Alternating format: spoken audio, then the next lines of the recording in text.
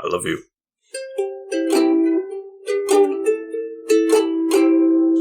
Welcome back to the Couch Potatoes. Come on in, sit on down. Big old couch stretches the galaxy. Don't mind the stains. I am the Green Traveler from Gorsh. And I am the Faceless Leon. This is a podcast about movies and TV. I gotta be honest, I thought I checked right before hitting record. I don't know if I'm using the right microphone, so we'll see at the end of it. Oh, God! Let's pause for technical pursuits. The show's called Green Faceless on the Couch, if I didn't say that. I don't know. I'm pretty sure it is. It's just, I don't know. Should I stop? I have faith. Okay. I've hit mine 8 times already in this single session. So I think we should be fine. Okay, hold on. Yeah, it's on. All right. Hell yeah. If you like that kind of technical opening, that's the beautiful professionalism that we here at Green Faces bring to the table. And if that's right up your alley, if that's your bread and butter, if you like fumbling podcasts, head down to patreon.com/greenandfaceless. Check out our subscription tiers there. We've got a lot to offer, including special episodes, sometimes special guests if you're at the right tier. Yeah. Most importantly, though, there's the potato pick. Yeah, and that's what we're doing today. But before that, just you spoke about humility or being humble. That is, and. Did I know? You did. We're a humble podcast, and we're also humble filmmakers. That's true. Yeah, so we made a movie called When Magic Money. Touches Stone. If you've been listening to the last couple episodes, you'll know that. And Yay! If you would like to donate to our festival tour, because we have no budget for that, please come on down to gofundme.com/f/WMTS fundraiser. Once more for the kids in the back. You know what? I just imagined a horror movie called Fundraiser, and it's like Needle Face. It's like what's his name? Is it Needle Face? Oh fuck! Needle Face. Oh, Pinhead? Pinhead! From Hellraiser? Well, now, but in Fundraiser, it's Needle Face. So. Oh, fuck, man. We're both very tired. Very, very tired. It's been a long week already, and I got another day to go. I was up particularly late putting together samples for a screenwriting job. Fingers crossed. Oh, okay. Thank God that's how that sentence ended. Gross. Though, you know what? I hate to say this now that you said that, but I have to. The last time I had to do a stool sample for labs, they made me do it at home. Oh, God, yeah. That's the fucking worst. It is. I've had to do that before after my gallbladder surgery. But I swear to God, I have done a stool sample at the lab before. Like, pooped in a cup or something. No, I pooped in a net. I pooped in a net, and then they collected it. Yeah. And at home, you get to collect. Well, speaking of poop, Let's talk 2 shitty movies. No, I don't have a segue, though. I was trying to think of something in Forrest Gump. I was like, there's got to be a shit joke in there somewhere. Oh, yeah, definitely. Well, here's the thing. So, this potato pick. Yes. If you're a patron at patreon.com/greenandfaces, at a certain tier, I can't remember which tier, it doesn't matter, you get the opportunity to suggest movies for our potato pick. We do one movie or one potato pick every month. They're fan suggested. Yeah. And we gladly appreciate that. This one comes from, I think, Brad. I think this one was Brad. Okay. I think so, yes. Thanks, it was. Brad. Delma had pitched a holiday genre smackdown. Brad pitched us a very confusing one. We have either here a actor spotlight or a director's spotlight. You decide. So we were talking about 2 Robert Zemeckis movies that star Tom Hanks. And if you know anything about film, that that could be a good number of films. If you're going to pick a Robert Zemeckis movie, you're almost certainly going to land on a Tom Hanks movie at the same time. Yeah. Robert Zemeckis did a little movie called Who Framed Roger Rabbit. And in Who Framed Roger Rabbit, Robert Zemeckis reached out to Tom Hanks to be a part of it, and Tom said, "No, I'm busy at the moment. I'll come back to you." And so Robert Zemeckis went with somebody else. And Tom Hanks eventually saw Who Framed Roger Rabbit and said, "I'm never turning that man down again." And he never has. And didn't Robert Zemeckis do Pinocchio? Which one? The one with Tom Hanks. I honestly don't know. That's not one I've actually seen. Wait, no. We did see it, didn't we? Yeah. I don't think that was Zemeckis. It was Zemeckis. I just looked it up. He hasn't been good lately. Let's be honest, everybody. He's been in kind of a funk recently. But some people really liked Polar Express and Beowulf. We talked Polar Express at least already. Okay, I have a secret love of Beowulf, but it is I'll let you have that a fucking strange movie. I understand why people don't like it. Yeah. But no, he himself, Robert Zemeckis, in the 90s was fire. He was super hot. Forrest Gump, Back to the Future, Who Framed Roger Rabbit, Back to the Future 2, Back to the Future 3, Contact. Good stuff, man. Good stuff. And here he's paying. Damn. Yeah, he was Contact. He's got a wide range. He's got good range, man. He's amazing. Yeah. He was amazing. And then he started doing films like Pinocchio. Yeah. I haven't seen his recent one. He did one this year called Here.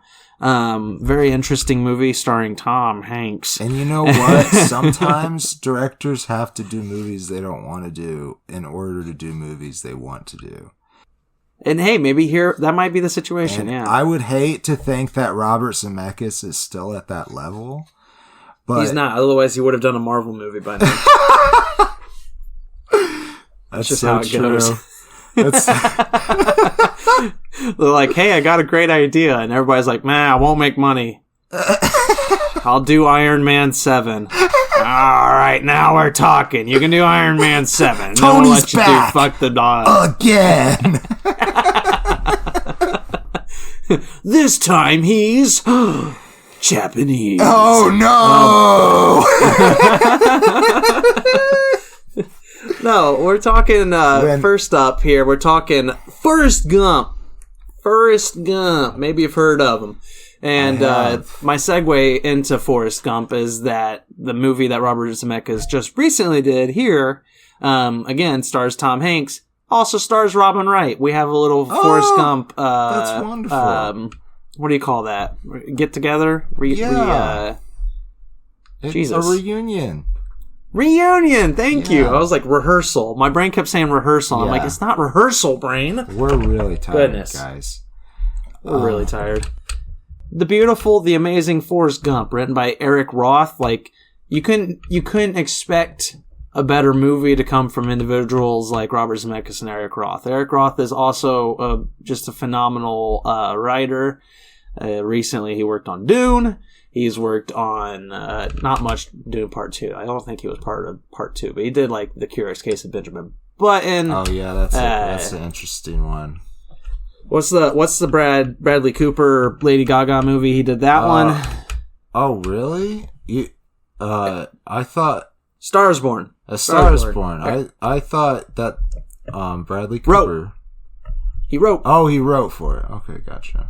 Eric Roth wrote these. Bradley Cooper directed. I'm sorry. I just thought you were still talking about Robert Zemeckis. I missed when we jumped over to the screenwriter. No, I was talking how you got such an amazing pairing between Zemeckis and Eric Roth. Yeah, for sure. Yeah, Eric Roth, he's got a really great writing talent, and goddamn does it show in Forrest Gump. And a little caveat here from me, I think also from you. Yes. I didn't rewatch Forrest Gump before this. I didn't need to. No. I did though. I rewatched both. Oh, you did actually? Okay. Yeah, but I have watched both movies several dozen times for sure. I've certainly watched Forrest Gump several dozen. Well, actually, probably just a dozen.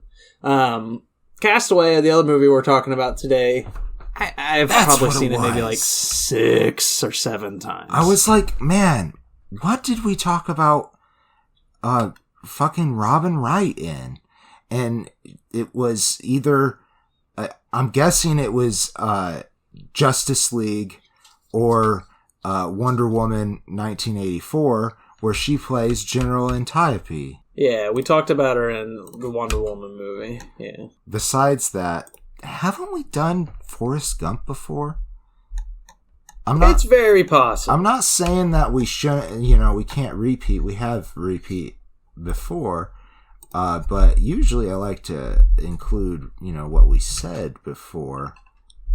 I'm doing last minute research because I honestly don't remember having talked about it. I just am having the deja vu tickles real hard. So it's because you're tired. It's not even because I'm tired.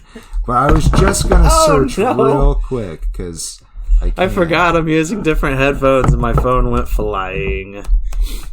But no, Forrest Gump, for the uninitiated who don't know, he's an individual. The movie is his entire life story. It starts off in medias res with Forrest Gump at the bus stop, and he just starts telling his life story to all these random people who come sit next to him at the bus stop. And it's fucking beautiful. You watch him grow from an individual with scoliosis. He's got leg braces. Yes. He's crooked as a politician was the diagnosis. And, and Sally Fields also treats his maybe autism. They never give a diagnosis for him, but he has very low IQ. At least he scored low, and would be considered slow at the time. And he she treats that with constant metaphors.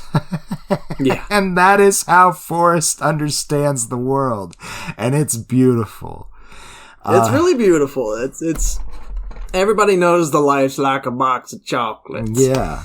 And it's because it's a goddamn perfect fucking phrase. It's accurate. Yeah. It's accurate like shit. Just because I have it up right here and I talked about it. We have done Forrest Gump ago.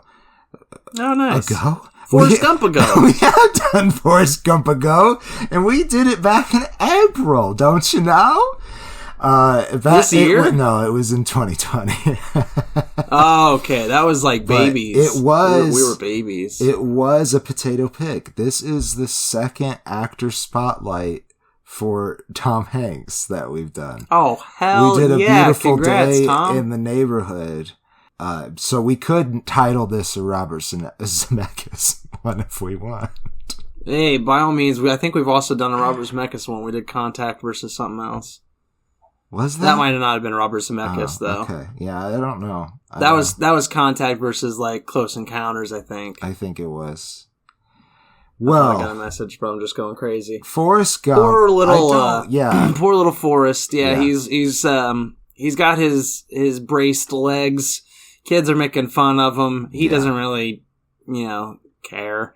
He's just Forrest. He's living his life. I'm sure that he doesn't like it, but he probably doesn't like it. But he doesn't feel like there's much that he could do to interfere. But he makes a friend until he meets young Jenny. Yeah, and they go together like peas and carrots. And Jenny, we find out, is abused by her father. They do get her out of that situation and living with her grandmother, and they grow up together. But eventually, Forrest goes off to Vietnam. She leaves first for college, doesn't she? Yeah, and something like that. He visits You her. watched it. I didn't watch it. Yeah, that's right.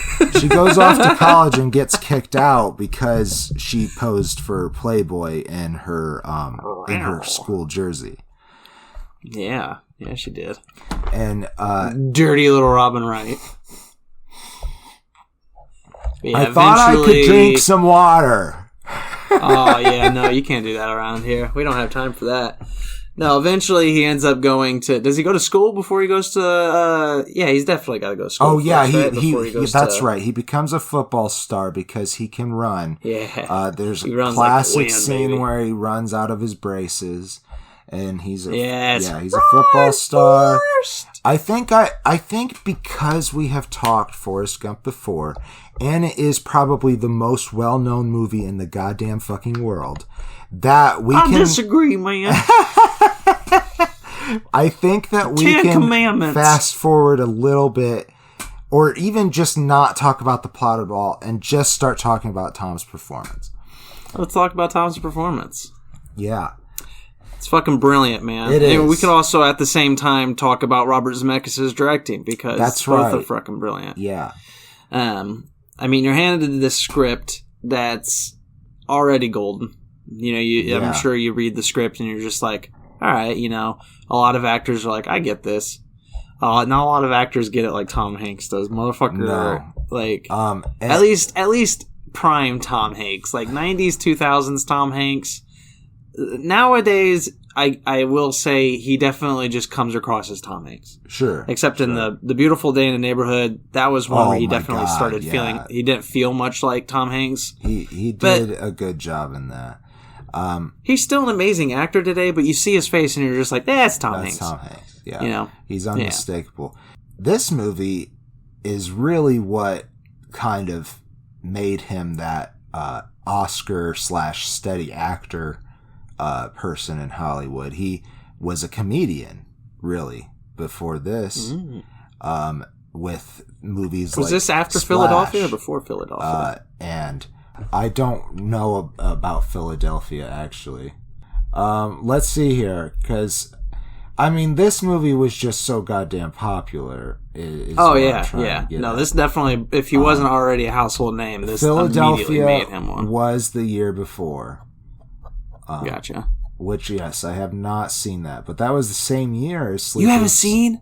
In Seattle. Oh. You would love maybe we could do a Tom Hanks playlist. Our patrons seem to like him. If patrons... Well, they didn't recommend him the last time. At that time, way back in 2020, that was when we were still doing... I feel like... Because 2020 is when we started. But...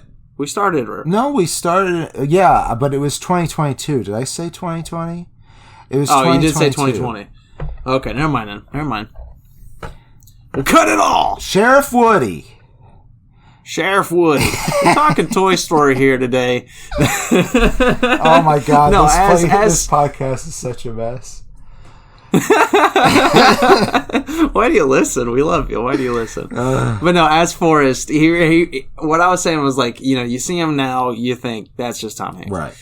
He's still an amazing actor, but here when you see him as Forrest, I don't see Tom Hanks. Right. I see Forrest Gump. Like, he is so much this character. It's just brilliant acting, and he has such a kind heart, just kind soul, kind heart, everything. He is such a beautiful character that it's like, I've known people like Tom Hanks. I've loved people, not Tom Hanks, damn it, Forrest Gump. But like, I've loved people like Forrest Gump, because it's just like, they're the kind of people you want in your life. But, you also... He is so wizened through his experiences. Like I said, his mom was very good with metaphors, and it was passed down to him, and he just says the greatest things that make a lot of sense, that are seen past a lot of the bullshit that people have in their lives, because he has a different perspective. And shit happens, man. Shit happens.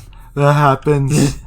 No, but you also at the same time, you relate with Jenny's character, because it's like she's dealing with some real world shit. Yeah. And Forrest just doesn't understand it. So you understand where her aggravations are coming from. She loves fucking Forrest. Well, she loves fucking Forrest. But... occasionally. She loves Forrest. At least once. Well, I mean, if you count the towel incident... Do you count the talents? I mean, she wanted to. You said wanted to, I suppose. She wanted to, but she didn't. But no, you understand where she's coming from because she loves this man. He is such a dear, needed part of her life, but at the same time, he doesn't correlate the tragedy, the trauma that she's gone through. Like, that's not just a factor of his living. That it's, you understand where she's coming from. Even though when I was a kid, I hated Ginny. Oh, yeah, for sure. Definitely. I understand that because she just is constantly leaving him. Without notice, too. Yeah. And oh my God, is the book I'm writing just Forrest Gump? Oh, fuck. 5 years of effort down the drain. Hey, you know what? It's okay because mine's a tragedy. Well, I just mean that there's no truly original story. It's just not possible. Yeah, that's very fair. Oh, how sad. Yeah. So Tom Hanks, he wanted to know how the child that played Forrest in the beginning of the film, and all of the scenes are narrated by Forrest, by the way. He is telling his life story while waiting for the bus to random people, several different random people. And I really actually just lost the cast list and I'm vamping. And the reason why I know you're rambling because that's how I opened this whole thing.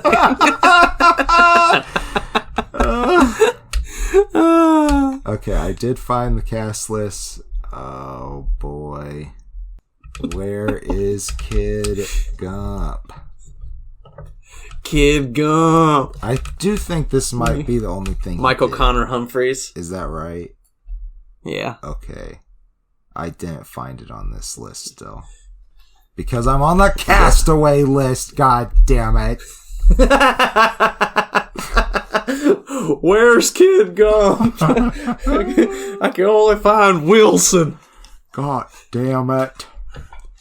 God damn it, Wilson. I know what Wilson! love is. So Wilson is also the next movie. But what I was trying to say is he came to the set to watch or at least at the table read something like that. He heard this kid delivering the lines and interacting with Ginny, and he based his voice off of that. Which only makes sense. He's the professional, damn it. Exactly. He shouldn't make poor Michael work harder. That's right. But that's why the two Forrests feel so fluid. Because, I mean, I think they just did a marvelous job. And that is all Tom Hanks. Like, if he didn't, he could have just not been on set that day, when they were working that. But he came and he saw and he conquered Forrest Gump the script. Oh my goodness. Now, let's do closing statements. Well, hold on a second. Okay. Now imagine, though, Robert Zemeckis worked on Back to the Future. So let's say he discovered the theory of time travel. Oh. And he went back in time and just kidnapped baby Tom Hanks. Oh. And so while we're giving credit to Tom Hanks here with this this character, where we're just like, he watched a young kid and copied his voice. Isn't that impressive? Well, in fact, it's just baby Tom Hanks.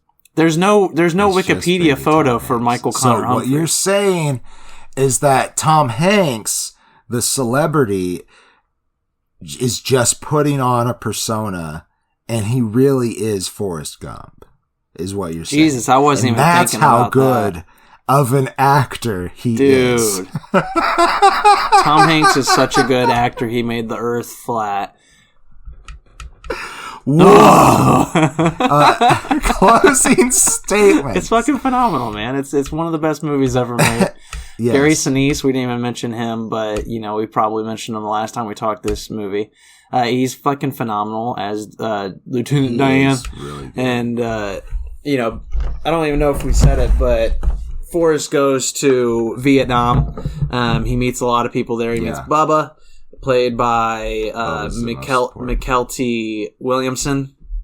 Bubba's a wonderful character too. Like, all the acting's great. Yeah. If we're doing a director's spotlight here for Robert Zemeckis, the man knows how to tell a story. He knows how to tell it beautifully. This is a really beautiful movie. He got Alan Silvestri to do the music for it.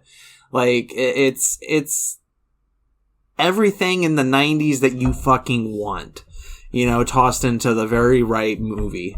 It's phenomenal. It's a 5-star film. Like, there's no denying. Damn. And Tom Hanks, if we didn't sing his praise enough as an actor, he's incredible here. He won Best Actor for a freaking reason. He is. Because this is one of the best character performances ever.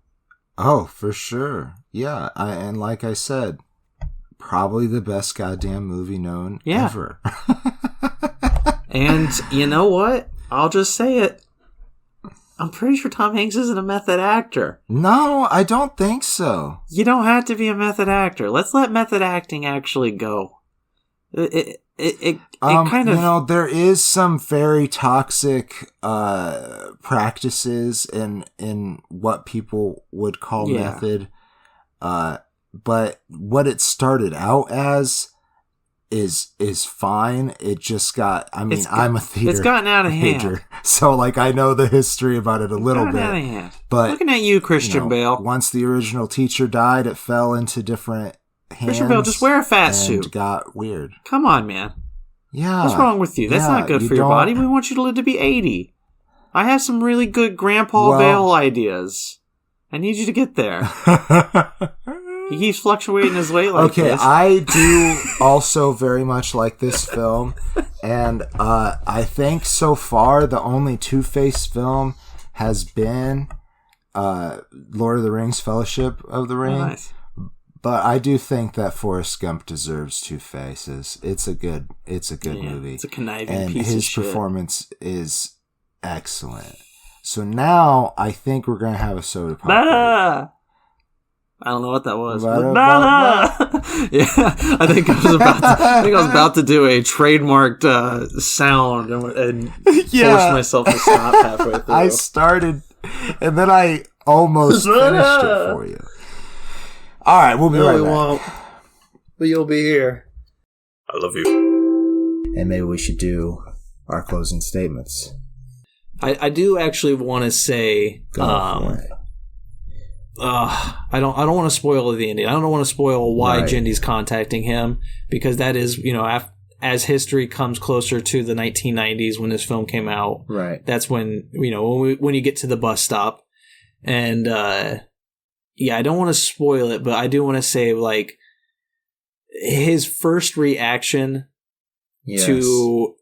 to her reason for inviting him to her, like, to come back and, like, meet up with her again and reconnect. His reaction is the most beautiful and, like, tear-jerking thing ever. Like, that's when I cry. As I told you, when I was rewatching this movie, and I'll lead this into my closing statements. When I was rewatching this movie, I did so well at not crying. I was like, oh, I'm not going to cry. This scene's so beautiful, but I'm not going to do it. Until that final scene, when you have that reveal, and when you have his reaction to the reveal, that's when I just broke down. I was just like, oh, I can't. His one worry, it's so beautiful. Yeah. Oh, I love this movie. I love all the performances, the edits of Forrest into history, into this historical film footage is just funny and just perfect in a lot of ways. Yeah. I give it 4 stars. I really do. Like, it won 6 awards or whatever for 6 Oscars. It won many awards, but it won 6 Oscars. Deserved them all. Just highly recommend this film. If you have not seen it, go check it out. Like, I can't imagine this movie being even shorter. But about what you were saying about emotions, I didn't make it through the opening credits. I saw the fucking feather floating down, and I was like, oh god, this fucking movie. I love this movie. I could turn it on right now, I guess. Have you ever actually been to Bubba Gumps. So there's just, a franchise based off of his shrimping company called Bubba Gump Shrimping Company. And you go in, they got all this memorabilia about the movie there, and you sit down, and not because some people are allergic to crawfish, not everything on the menu is shrimp, but a lot of it is. So, if you like shrimp, you could check it out. It's, it's kind of touristy food, so, just expect that. I'll say it again, So did you give it face and a half then? Yes, it's a face and a half, if I didn't say. Yeah. I love you. I'm good. I'm good too, but my computer says it's -8 degrees Celsius, and that's just bullshit. I actually did have a person come up to me today, and I swear to God, they said, man, it's cold outside. Isn't this just crazy? And without being able it's December. Without being able to stop myself, I said, no, ma'am, it's called winter. She did not like that response, so let me tell you. My coworker did. I heard them laugh. We're here to talk about Cast. Oh, that's good. Away. Not one word. Cast Away. I always thought this movie was about the Castaway. castaway. There's a lot more people credited for being an actor in this movie than I thought there would be. Yeah, there really doesn't need to be this many people. There's 3 actors. There's Tom Hanks, there's Helen Hunt, there's Nick Searcy. That's about it. Nick Searcy? I thought you were going to say Wilson. There's Wilson also. There's 4 actors. There's Tom Hanks, Tom Hanks, Helen Hunt, Nick Searcy, and Wilson. There are some other background characters in Chuck's life in the beginning of the film. So the beginning of the film, the exposition of Chuck Nolan's life as a FedEx systems analyst is that he flies all over the country and motivates new FedEx shops to get on their shit. Screaming at him. And you didn't like it. If I had worked under this guy, he's the kind of guy that, so when I worked this kind of retail life, I mean, I didn't work the retail side of things. I was mostly in the back office doing similar stuff to that. FedEx workers were unloading trucks, that kind of stuff. Right.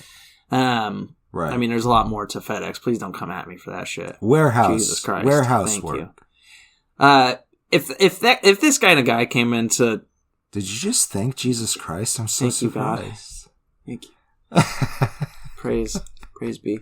If Chuck Nolan had walked into Target when I was working there and started talking the way he does at the beginning of this movie, I would have said, "Motherfucker, shut the goddamn hell up. Sit the fuck down. I'm doing my job right now, and all you're doing is wasting my fucking time. I'm here for 4 fucking hours because that's all they scheduled me for, so that they won't pay me whole fucking hours, so that they don't have to give me goddamn health insurance. And so, motherfucker, I'm here for 4 hours getting paid diddly shit. Shut the fuck up and let me do my job."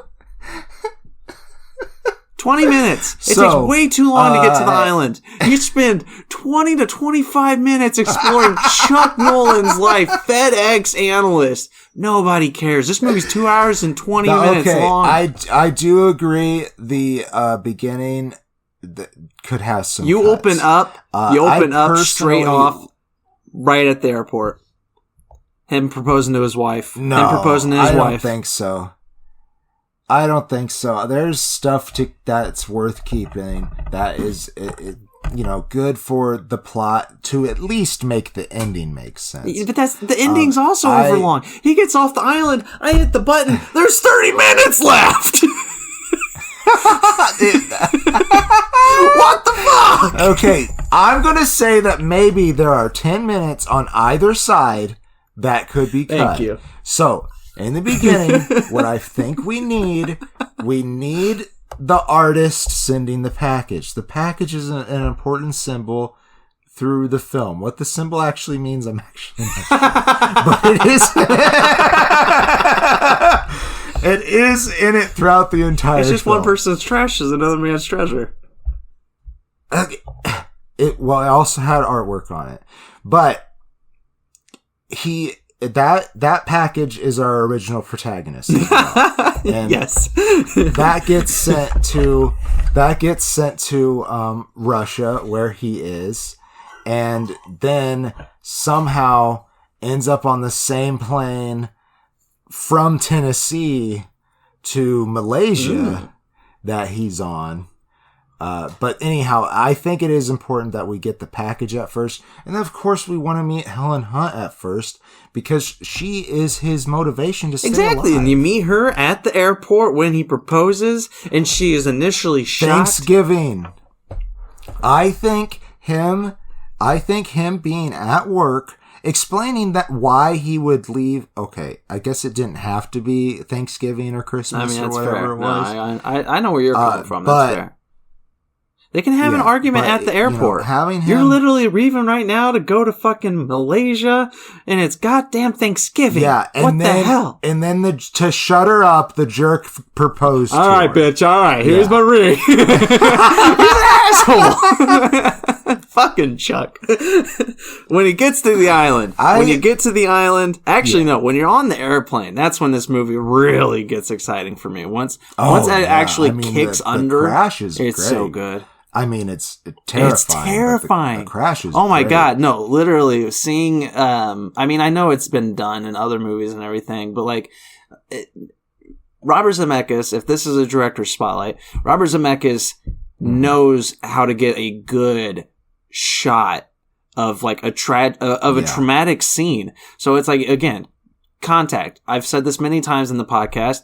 That movie holds my favorite cinematic shot, and that is when the girl's her father has a heart attack, and she runs up the stairs to go get his medicine, and we're in front of her the entire time. We follow her all the way down the hallway as she's running at the camera, and then automatically it just randomly cuts to the fact that, oh, we're in the mirror the whole time. You know, you see her open the mirror.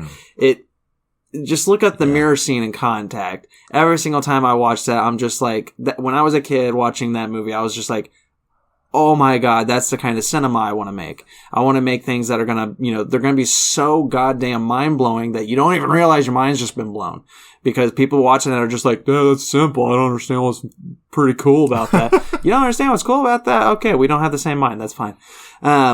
But here, he does the same type of traumatic shot. When the plane is crashing, it's just like, everything is so terrifying. And then when you see, like, cause you're looking out the window, like Tom Hanks' character, Chuck, God, I already forgot his name, Chuck. He's holding on to dear life. He's got. I do forget that his name is Chuck and start referring to him as Tom. Well, Hanks. I just call him man. he just becomes you in When Magic Touches Stone. That was your inspiration. Yeah, the latter half of the movie. That was just your inspiration. It's beautiful. I get it, man. But no, like. Actually, I just remembered the other day that what really sparked my inspiration for When Magic Touches Stone was being involved in this little play called Dat Darwinian D. And it was like a disjointed through time little one-act drama. And a part of it had a caveman and cave woman have a stillborn death. But of course, as I talked in the quick sit episode that we have about When Magic Touches Stone, there's a lot of other things that the actual script was inspired you didn't steal it all. But no. In fact, I talked to the guy who wrote it because it was an original show.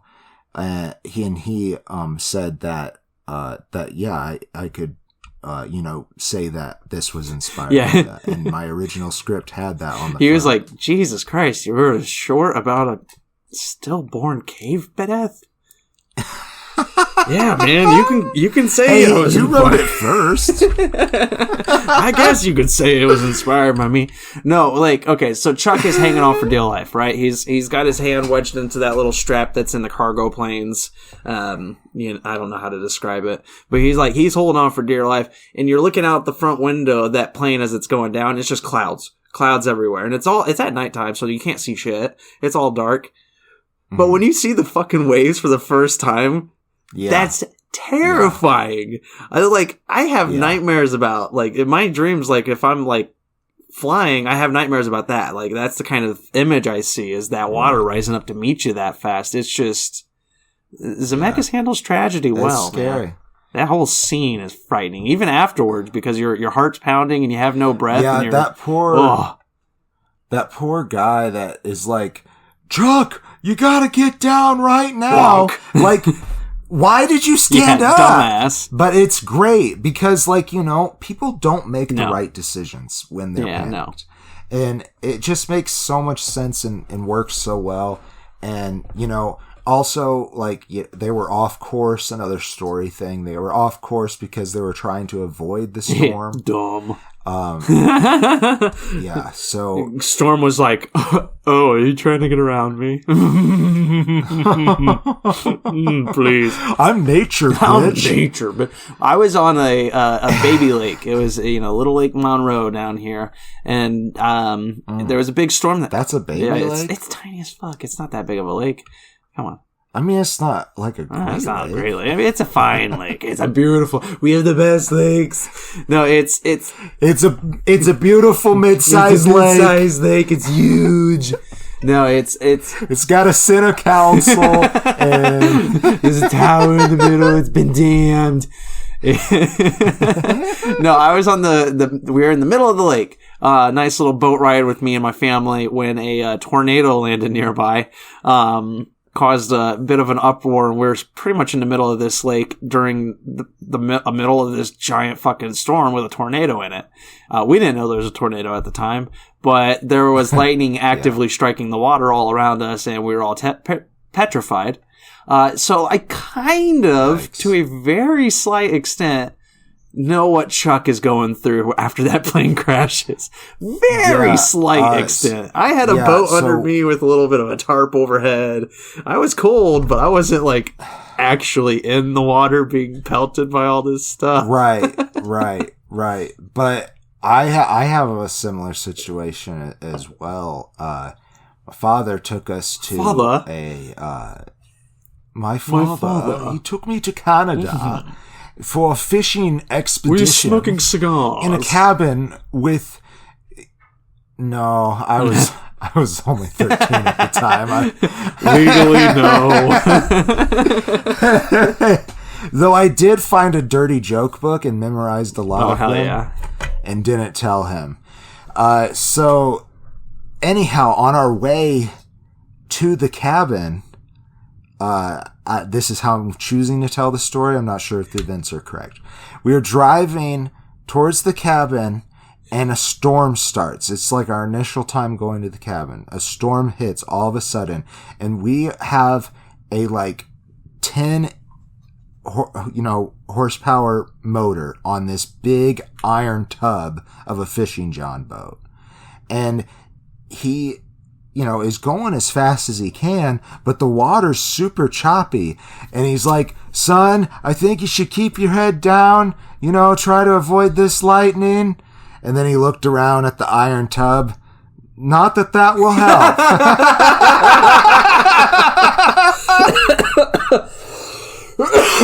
Oh, I love your dad. I want to make love to your dad. What? Oh, well. Chuck, he gets to the island. Chuck! He comes ashore in the middle of some choppy waves. Somehow he managed to fall asleep on the water. So, not that it would help him staying awake, but pure exhaustion. He's exhausted, man. You also crashing had to fucking hurt, let's be honest. Oh, yeah. Yeah, he gets on the island, and you can hear my dog whining in the background. That's lovely. Professional podcasters. He finds it completely deserted. And then... Yeah. And then he's the only actor in the goddamn movie. And that's why it's a good focus on Tom Hanks' acting. It's really good. And he still has dialogue. So, for the first, month to a year that he's there, he's learning to survive. He's trying to, he's finding shelter. He's figuring out how to chop, not pineapple. Coconuts. Thank you. I was like, all I could think was pineapple, and I'm like, it's not a fucking pineapple. Yeah. He's learning how to cut into a coconut. Okay. The first time he cuts open that coconut, I cry, man. Because it's just like, because he fails so hard. He fails so hard. And it's just like, I personally would struggle just like he did. But at the same time, I'm sitting there like, don't hit it. You're just going to spill it all. Like, and he spills it all. I know, dude. And he spills it all. And you're like, Chuck! I got to tell you, so, very last minute decision. Our friends from the Dominican Republic came and watched Castaway with us. Oh, fun. and so they were doing this, and the whole time they were both like, "Oh no, dude, you gotta do this."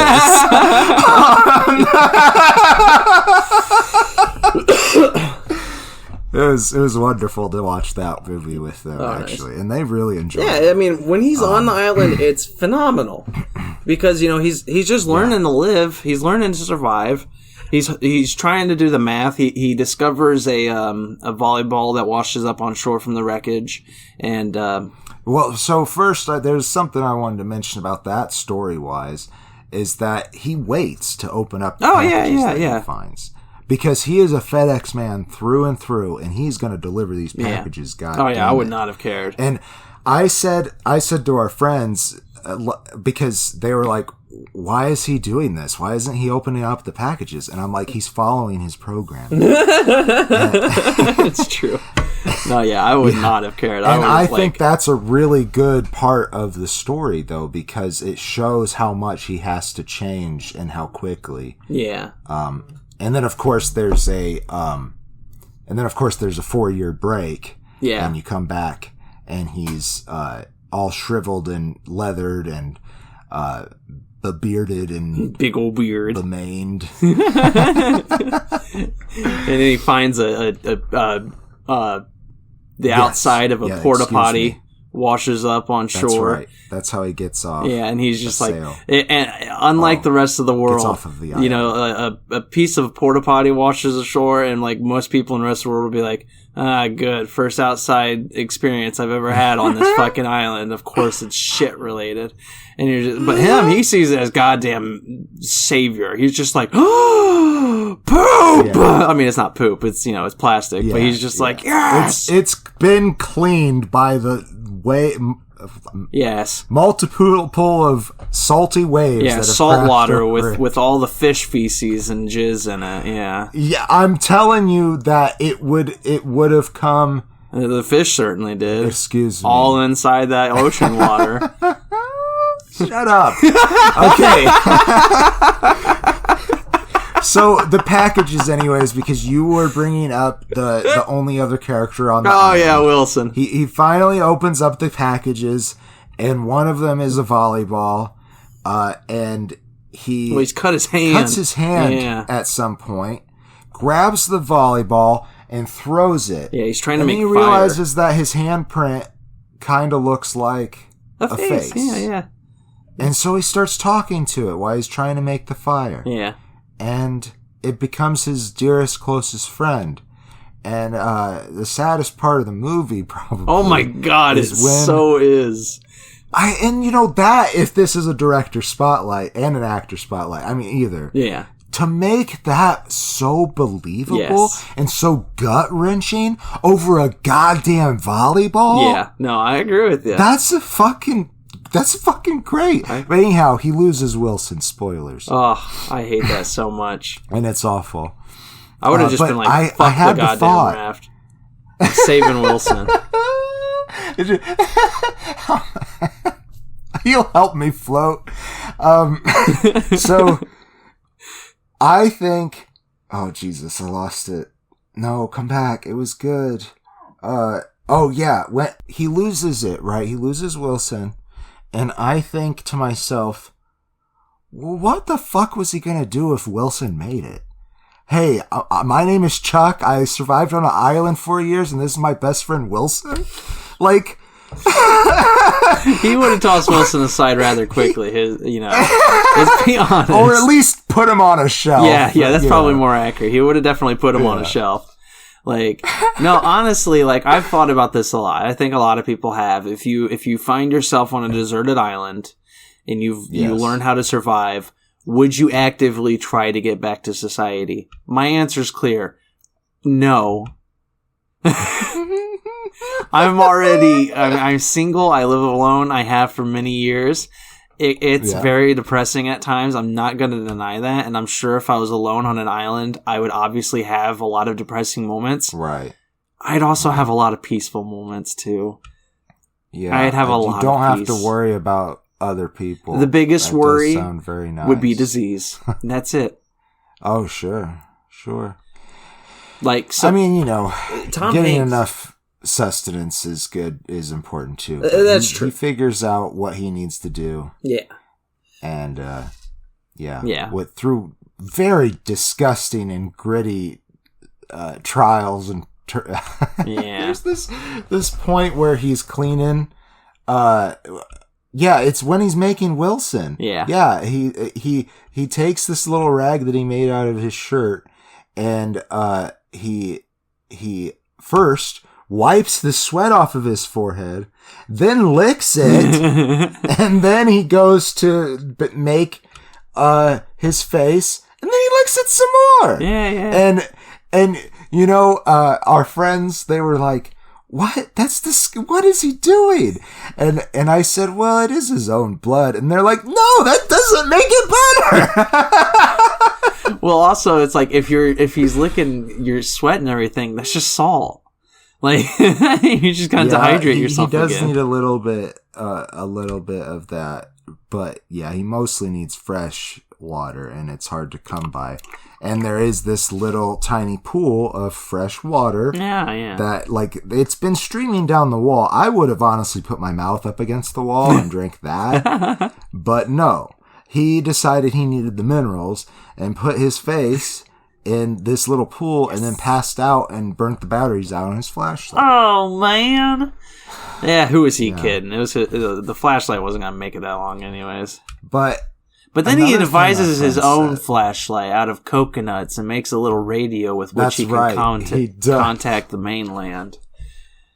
And then he says over and over again, Gilligan didn't prepare us. Damn it, Gilligan. Right. He does say that once in the film, and I think is a wonderful line. So I think we could do closing statements. Yeah. We talked the plot of the movie enough, and I think his performance, if I go into it, I mean, the man carries a whole movie by himself for over an hour. Yeah. That's amazing. That's talent. Yeah. And he is, I think, largely being his self, and his comedy is in a lot of this with him talking to Wilson. But you believe Wilson is there. Like I said, at the end of the movie when he loses Wilson, it's gut-wrenching. Yeah. That's because Tom is like putting the person on Wilson. Like he is physically talking to somebody when he's talking to Wilson. Yeah. And it's just very impressive, I think, the way he pulls it off. I agree. Did you rate it? I didn't. I give the movie a face and a half. Hell yeah. Now, his performance, that's another question. We'll talk about that in a minute. That's fair. I actively love 2/3 of this film. 1/3 of this film I find completely unnecessary and does nothing at all for the characters of the story. And that third specifically is the, again, beginning 20 minutes and finale, 20 minutes. Honestly, there's no bigger joke than when he gets rescued from the ship and you hit the fucking button on your controller and see that there's literally 20 to 25 minutes left. And you're like, fucking hell. The story's over with. What's he gonna do? Deliver some packages? Guess fucking what? He delivers some packages. And it's like... Yeah, if they would have jumped straight to that, jumped straight to the confrontation with Helen Hunt and her husband. Yeah. Don't do the thing where he talks to Nick Siri. Oh my God. He doesn't need to talk to Nick Siri about it again. We know he tried to kill himself. We're not idiots. We already did that scene. Yeah, we've got this. No, there is so much. And then do the packages, because I like the package ending. I like that. See, I just don't. Actually. Like, I mean, I'm currently trying to edit my novel now. And it's a big, bulky process. And there's a lot where I just have to suck it up and realize that even though I love this section of the book, that, you know, I thought I wrote a really good... You gotta kill your darling. Exactly. I read this paragraph and I'm just like, damn, that is such a well-written paragraph. What's it do for the story? Not a goddamn thing. Exit. It's out. Yep. There's about 300 words cleared up. Like... Yep. That's the same thing with this movie. It's bloated. There's so much that even though it's good... It's really not helping the story. It's just tacking on to the story, and it doesn't need to be. And for that reason, I'll give the movie 4 stars out of 5. That's still higher than I thought you were going to give it for. No, I don't hate this movie. I know I'm attacking. I know I'm attacking a lot of it, and that's the thing is people really think when I'm coming across like this that I'm actively hating something. No, I'm just very opinionated, and I live alone, so I don't get to talk to people about this when I watch the movie myself. So this is my chance to actually bitch about it, and this is me bitching about it. It could have been saved. I'm happy I'm here for it. Yeah, as a director's spotlight, I give this to Forrest Gump because there's nothing cuttable from Forrest Gump. That's not true. There's a lot cuttable from Forrest Gump, but would you really cut it? But it's all enjoyable. Exactly. It's all very enjoyable. It's all a facet of this character. It's all a facet of his life. It all makes sense. It's perfect. Forrest thinks it's important to mention exactly to the person sitting next to him. Yeah.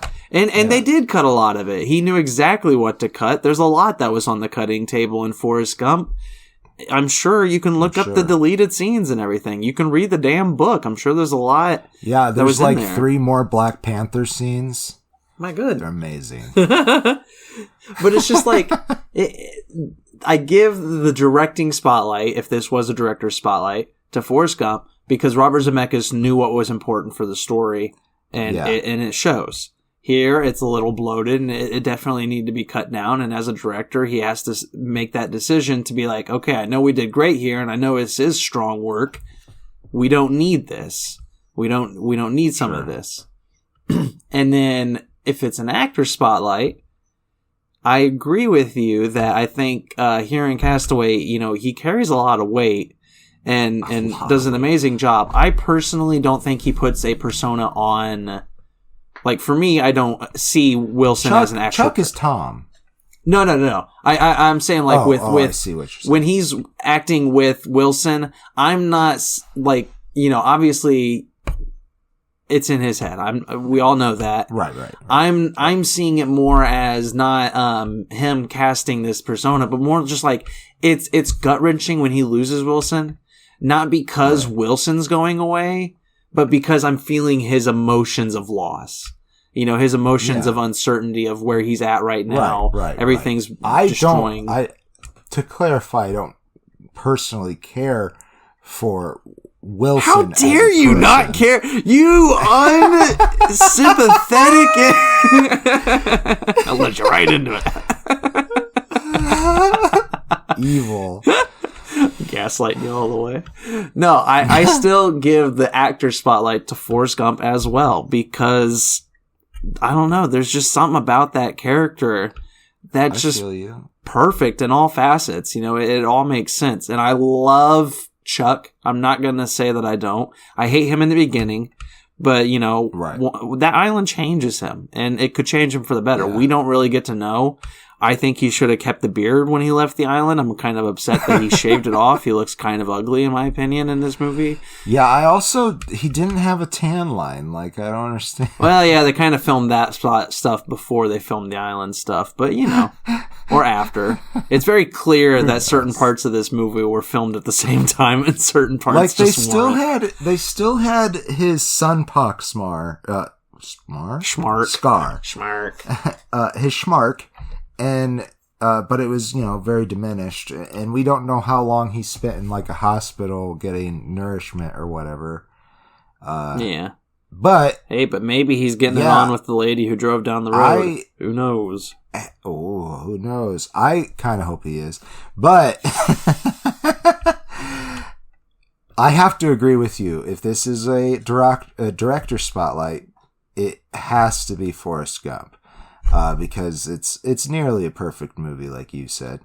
And however, it's a lot harder for me to pick for what's the better performance by Tom Hanks, because I mean, this is a spectacular movie. He only won awards for both of them. It is just Tom Hanks. Yeah.